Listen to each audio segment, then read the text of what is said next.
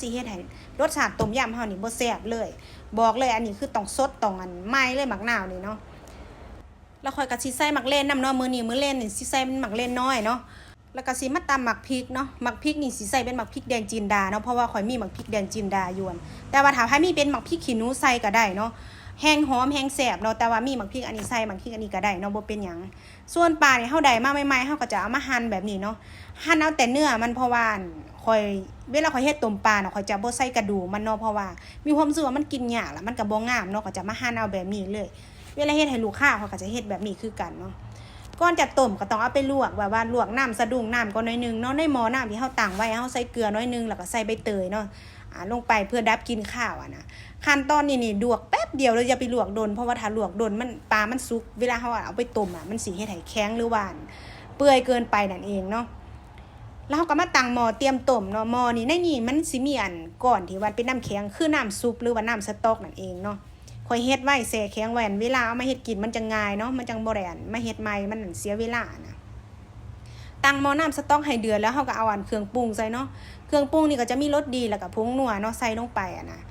หลังจากนั้นเราก็จะเตรียมปรุงเนาะปรุงนี่เราสิใส่เป็นหอมแดงกับ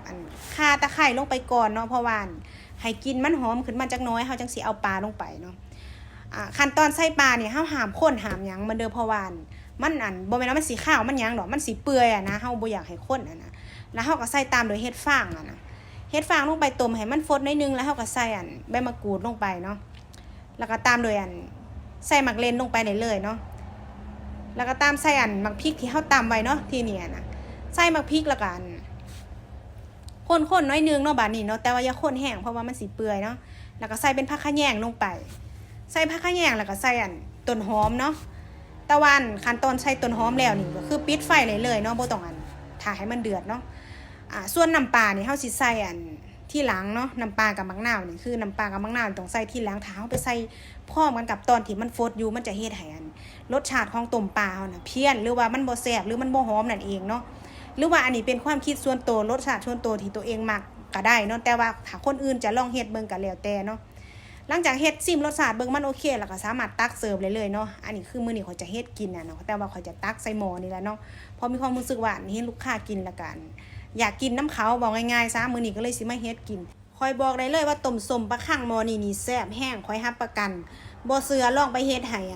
ปู่ย่าตายายหรือว่าพ่อแม่กินฟังผัวฟังแฟนลองกินเบิ่งเด้อข้อยว่ามันสิแซ่บหรือว่ามันอาจจะถูกใจพวกเจ้าคือที่ข้อยว่าก็ได้ว่ามันแซ่บนะลองไปเฮ็ดเบิ่งเพราะว่า1มันบ่คาว2คือมันบ่มีกากมันกินได้ง่ายกินได้สบายถูกใจผู้เฒ่าแน่นอน